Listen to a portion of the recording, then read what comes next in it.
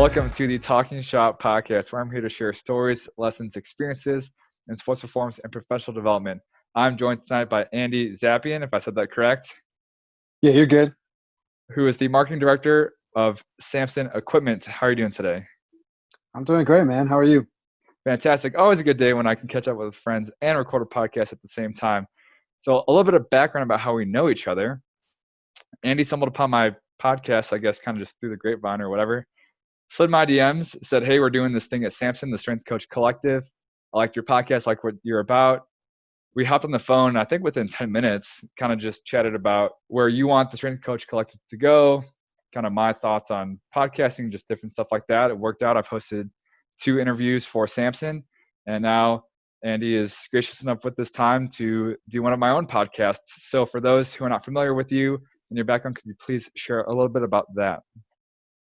Yeah, so my background, I have a bachelor's in kinesiology.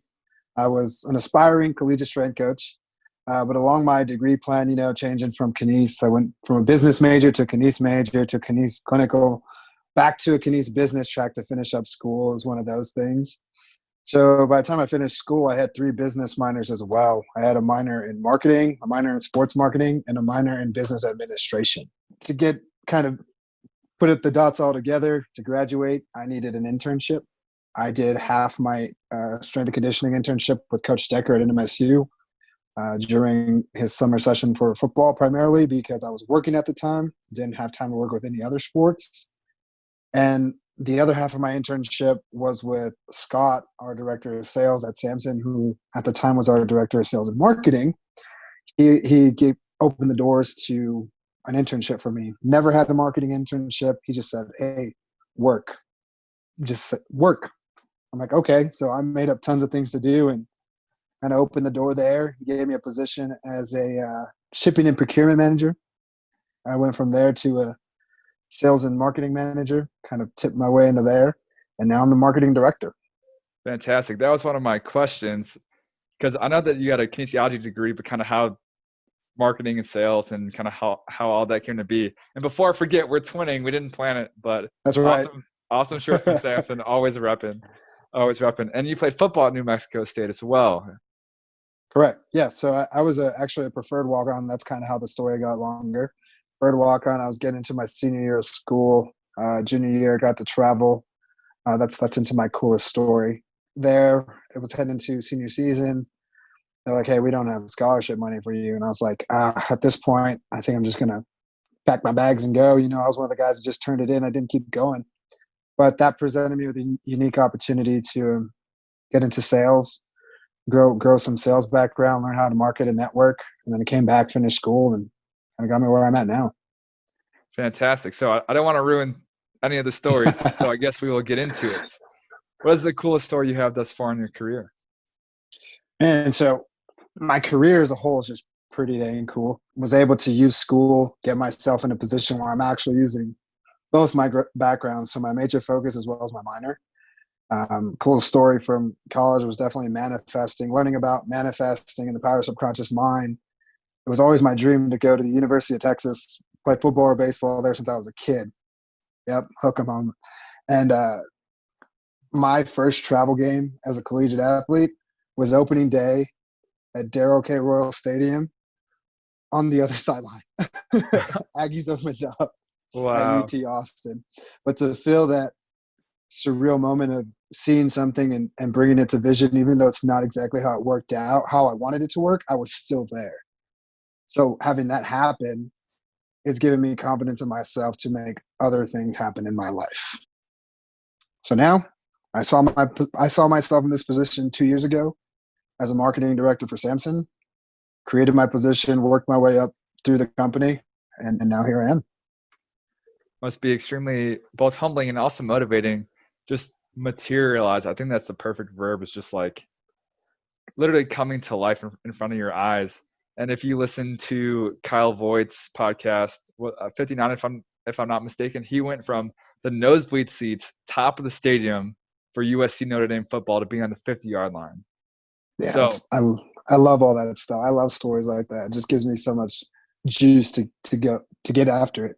I can only imagine, like, just sitting on the field and being like, I wish I was on that sideline, but I'm here, and just, Right.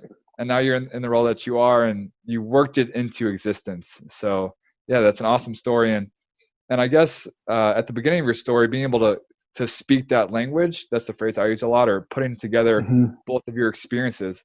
How has that helped you as the marketing director for Samson, having that S&C experience, but also the business side as well with your 3 minors?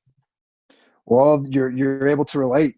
So for me, it's a unique opportunity for Samson because I can go in and talk shop with coaches and understand what they're talking about, understand programming, understand equipment and layouts, and understanding athletes because I was an athlete at one point. So I have all these unique blend of, I guess, experiences that allow me to be where I'm at now. So that's probably the best way to answer that question. Is I can put it all in one and relate to these coaches from a marketing standpoint, from my science background, my internship, knowing what they're looking for, or knowing how to achieve the goal they're getting to. That's kind of my seat.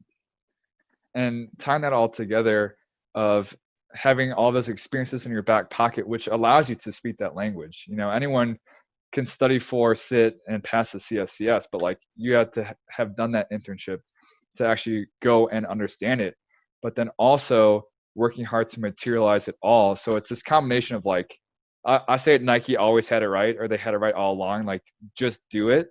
And some of the Yeah. best things that have ever happened to me is like, I call him little overambitious Matt, when he has these ideas and he just goes and does some stuff, and like Yeah. where my productive hobby, my podcast has taken me, and Right. similar to yourself, like wanting to try all those things at undergrad and then deciding not to play sports, but then taking your multiple internships and turning it into what you wanted it to be.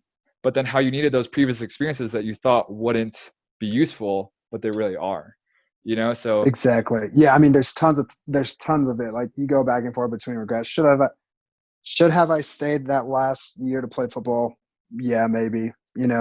But at that time, my priority was kind of like, I'm banging my body every day. I'm not going to have any support from school, so kind of made a life decision at that point. I had no major concussions or injuries. I was still finishing up school, and football really kept me in school. I love learning, but formal education isn't always my favorite style of learning. The real world gave me a reality check, and I was like, I need to finish school, you know?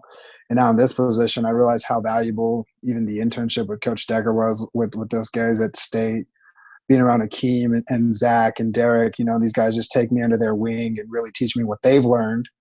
A big part of it was asking the right questions on which direction I wanted to take. You know, I had to ask these guys, "What's it like being in your shoes? What were your goals if you were in my seat? What would you be doing?" You know, and these guys would weigh out both sides of the coin, and I would sit back and reflect and think, like, what do I really want from life? And at that point, I had already been in the working field. I understood the amount of volunteer hours and free time that I would have to give to work my way up the ranks that I realized I wasn't ready for. So I took the other route, got in on the business side, and now I put in time, had a job on the way out, and I'm still around everything I love. Training, athletic performance, coaches, weight rooms, I'm still around it all. It's pretty cool. fantastic. And this is a quote you might be familiar with. You're always one decision away from a totally different life. Yep. I knew that I wanted to bring that up eventually, and here we are, tying that into what you just said about asking the right questions, and also that one decision. You have to ask yourself the right questions. What do I want to do? As well as people in your corner, those people that have been there, done that, and wherever you are potentially thinking about going. But eventually you have to make that decision, and it could be a totally different life. So, one last question on this kind of topic: deciding to not play your senior year. You bust your butt for 3-4 years, you get your senior day, all this stuff, finally the respect you deserve. Can you take me through kind of just that process of leaving the sport that you love senior year, and not to get too Well, it was emotional, a but no, but I mean, it was extremely emotional, and I have this conversation with some of my old teammates that continue to play, but you build really solid relationships and you keep in touch with these guys. At every point, an athlete has some sort of PTSD moment, where your structure is gone, your everything that you've known for X amount of years, unless you go play professionally, it's gone, you know? So I experienced that early based on my own decisions, but all my teammates that continued to play and went to play professional ball came back from overseas and were in the same place I was in 3 years prior, you know? So we talked it out with each other, and it didn't matter for me whether I was going to quit or finish. What mattered was how I handled everything after that. I got plugged in with the right people. I got plugged in with reading. I got plugged in with learning. I got plugged in with applying these things, and it leads you to a better place. You know, same thing with the guys that came back. It took them a while, you know, and we talk shop all the time, and it took them a while to find their place in this world. You know, one thought he was going to take one route, didn't work out, so now he took another. And though he got to go play professional ball, he kind of came back into professional life and was a few steps behind, but now we're all caught up. We're all on the same track. You know, so being able to work through that mental game of your priorities and being able to assess where you're at in life, your pros and cons, allows you to make a decision you won't regret. And that's kind of where I live at now, is when I'm making a hard decision or I'm faced with a tough decision, I look at my priorities, I weigh the pros and cons, and I make my decision based on those priorities. So when I look back at it, I don't have regret, and I don't look back sad, and I don't look back with all this kind of negative feelings towards it. I'm just like, yeah, I could have done this, but I did this. And you move on. Life keeps going. And understanding that a simple, or not necessarily a simple decision, but one decision can totally change your life. So if you give it its due diligence by asking questions, assessing, evaluating, more often than not, I feel like the right decision is often going to reveal itself if you put in the work beforehand. Yeah, it's cool how sometimes only it appears to be the right decision with reflection and looking back, but in the moment, if you take care of everything beforehand, I think that's definitely some questions to think about and also ask as well. So very cool story. What is the story most fundamental to your development / leading you to now?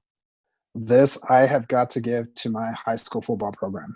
You know, and I have such a soft spot for specifically high school football programs that have strong foundation and tradition that help build young men into something.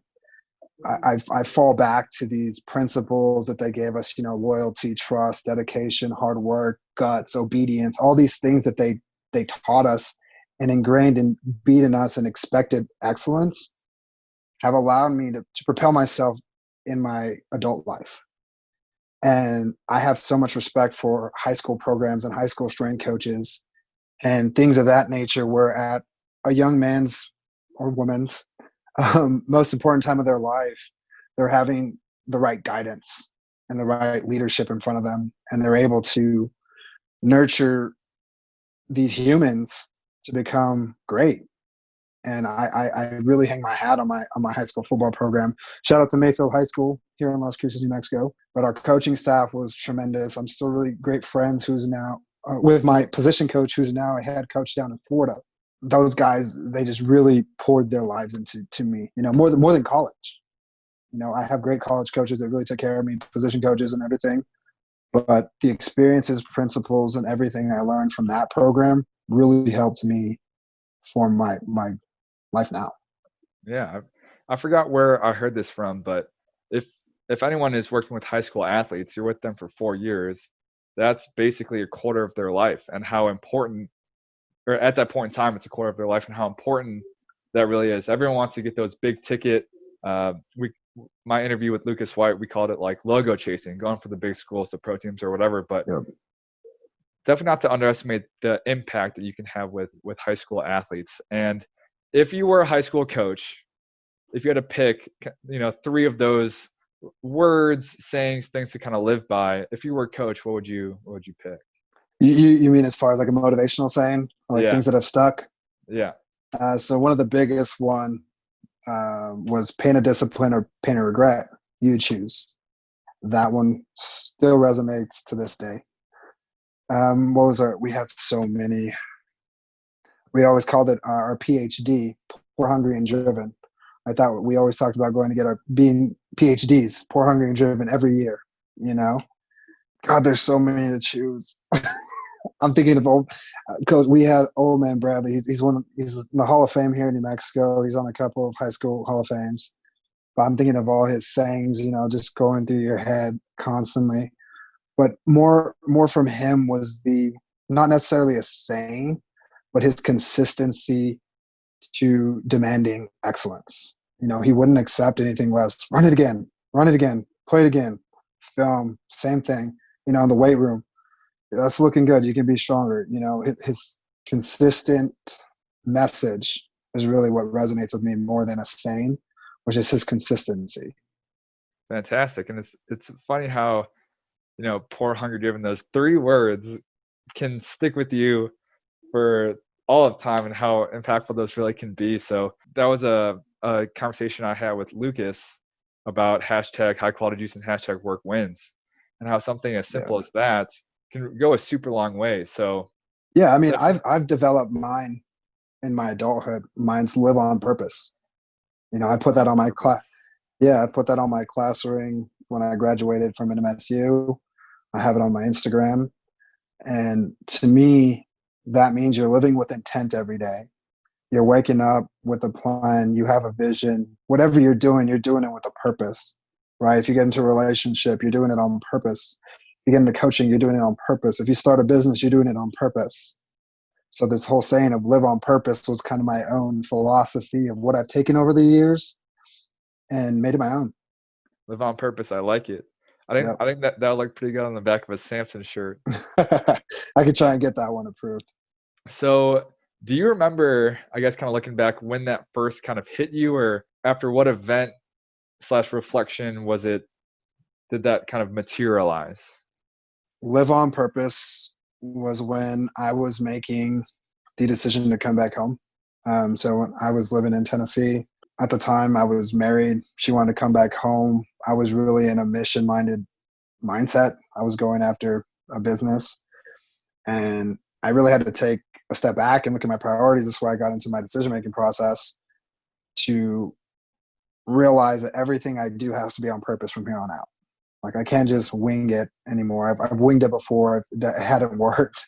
So I needed to start living on purpose. And that was, just nights alone by yourself and your thoughts, writing, journaling it out, reading. You realize that's when I had it. I don't remember the exact day or anything, but I definitely know it was before I came back home to New Mexico. I was there contemplating by myself, like, what am I going to do? What's the next step? What's the right move? What's the wrong move? And I realized that if I live on purpose, you make decisions where your priorities are at. You don't have to worry about being right or wrong, because at that moment in time, you're right. Exactly. And I hope I don't steal one of 3 actionable things, but I think that would be an awesome challenge for the listener to try to develop a 3 to 5 word saying or mantra. And it's not just going to come out of, thin air. Like, it takes a long time to think about it and develop it.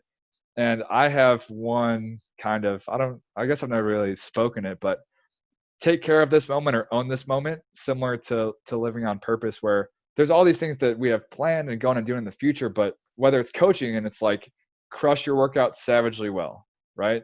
Do the basics, whatever it may be. It's like, my job right here, right now, is to own this podcast, crush this podcast. I have my whole list of things that I got to do, and I'm sure you do as well. But similar to like being intentional, living on purpose, owning this moment, and like, this is all I have, whether it's owning this moment to plan for the future or doing it right now. So we have live on purpose and we have own this moment. So I'd love to hear what the listener cooks up.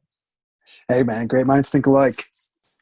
Now I want to run through a wall, but we have to finish our podcast. So last big question: what is the story you are most proud of this far? This far is for sure manifesting this position I'm currently in. So when I came into it, even from an internship seat, I saw exactly where I could be add value and where I could grow myself within the company. So again, recap from the beginning, was an intern working for free. I'd go twice a week up to the shop and work. I had no set plan. I literally had to make up an agenda for myself, and I did. And I presented it at the end of my internship to my bosses. from there, my internship was ending, and they said, "Hey, we got a job opening up. It's not what you want to do, but it'll get your foot in the door." So I jumped all over it, and that's when I became the procurement shipping receiving manager. Learned everything internally, from our materials to everything. I was the guy. A year goes by, about a year and a half goes by. I become sales and marketing manager, under Scott. Scott's our at the time was our sales and marketing director. So I was kind of good. I was going to be another assistant to him, just handle everything on the lower level. When we start getting to more talks and organizational standpoint, where we're at now, it was in the best interest for me to become the marketing director and take over everything. So that was the new position as a company decided where I was going to be. It's exactly where I saw myself 2 years ago during an internship. So that's like for sure a proud story right now. And I love the verb you used of manifest, similar to materialize with opening up at UTA, just on the other side of the field. But having this it's a UT. It's Texas Austin, baby. I thought you go Frogs. But it's funny just being in Texas, like, because I'm from Illinois and U of I is University of Illinois, but people from Iowa, U of I is Iowa, and UTA means UT Arlington, and Texas is just called Texas, but technically that's where I was going with that. I was like, hey man, don't call it that now. But technically it is University of Texas at Austin. But I thought it was just called Texas. I'll give that one to you. Yeah, that's what we all think. Yeah, like think. University of Missouri Columbia is Mizzou, but it's just Mizzou, Yeah. But at Texas, just on the other side of the sideline, but having that internship where you're on the other side of the sideline, but you can see where you want it to go. And then another thing I liked how you phrased it was, how can I add value? And one thing I really talk about in networking is everything is exchanging value. Now, people have different definitions of value and what they find valuable and things like that. But if you could talk about determining where there was value missing and how you could fill that gap, was it something formal where you took notes? Was it kind of just after a few weeks, it kind of just hit you, or how did you go about kind of making that agenda / figuring out where you could add value? So it's definitely an observed type of situation. I had to see how everything worked internally. I had to see where I would fit if I could fit. Once I realized where the company was lacking and realized I had a skill or could learn a skill on the fly, that's when I began to pitch it a little more. And I got a little more confident, like, hey, we can do this. They started trusting me. And once I started gaining that trust, even through the internship, to show up, we've learned as a coaches collective, your network and your internships and what you do through that internship, how you work, your habits you create, and all this type of stuff. It transfers over to anything you do, So once I built that trust up, that's when they started allowing me to hear a little more talks in the meetings and kind of see more. So I got to observe, just sat back. And once I got on the team, I had to learn a completely new position. Procurement, shipping, receiving. It was like learning industrial engineering. I remember sitting up just trying to master my craft and master what I was being paid to do in my spare time. Like, how could I be better? How could I make this more efficient? What can I do so when I move on, this job's easier, or someone can understand it quicker than I did? So it was a stages of like observing and adjusting and then actually committing to it, like asking them, either going for an ask for the position I wanted or just creating the conversation. And similar to Nike always had it right, where you just got to go make that list. You got to come up with ideas. You got to pitch the idea, and then eventually it'll come to be. And I think that figuring out where you can add value, whether it's directly with a company, whether it's someone you're networking with, or whatever it may be, is it can be, like I said, it's casual or formal, but everything is exchanging value. So for sure, not to take the authenticity and just the natural human component out of it, but we do things for value. And I think just having that frame in the back of the listener's mind will help for sure. So very cool story. Very cool story. Two stories centered around materializing and manifesting stuff. So you are a man of doing, living on That's right, man. That's right, man. Wrapping it up, what is 1 to 3 things that the listener can do tomorrow to start becoming better? So I came up with believe in yourself, number one. Number two is take ownership. And number three is develop a plan. Have a plan. So for developing a plan, if we had to turn that into like 1, 2, 3, 4, 5, something kind of like that, where would you start? I'd work backwards. Backwards, I work at the biggest thing possible where I want to go, whether it's a job or, coaching and programming, where I want to see my athletes. As an athlete, where I want to be my senior year, my junior year if I'm leaving early. And you start with the biggest plan possible and you work it backwards so that you can develop what I can do tomorrow. So waking up an hour earlier, is it finding 4 extra minutes in my day to read an article that will help me later? What is it from in a micro scale that's going to do something tomorrow from that big, huge macro plan? And so I always work it backwards when I'm developing a plan. Fantastic. And that's how things materialize. I love that. Yep. And how I describe having a plan or just understanding the why, going off of Kyle Voigt's developing a personal philosophy and just, for example, the process of starting a podcast is just by simply having a plan, it just takes out the guesswork, right? When you Yep. have those 4 minutes, you know what to do with them instead of what do I do now? So asking yourself those questions, asking other people those questions, how do I get myself, or how does the other person think I can get myself to where I want to be? Just takes out the guesswork. And then it just becomes a matter of living on purpose, going and doing all of those things. So Right. I think, If you think about it from an athletic standpoint, I mean, really successful teams have game plans. You watch film, you know what you're doing. It's a grand scheme of things. If I'm a defense and the offense comes out in this set, the running back motions this way, what are we going to? In a baseball sense, there's a situation, you're down, there's runners on first and third. What's our defense looking like? What are we shifting to do? I take that as game planning from an athletic standpoint, and I apply it into real life. And I think if athletes, retired athletes, careers that have ended, you start learning how to. I think that's why athletes are so successful. When you learn how to apply the things you learn in sports and athletics, you start applying that to your real life and doing the same things you were doing. You start seeing things happen.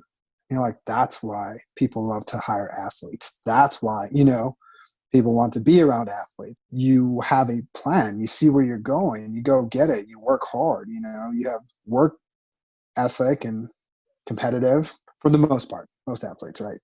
yeah, you just got to periodize your life. Exactly. That's a beautiful way to say that. Yeah, periodize your life. There's a 3-word thing right there. But periodize your life. Yeah, but I like that. Then going to a weight room example, it's like, well, we got to get bigger, faster, stronger. Well, what's more important, right?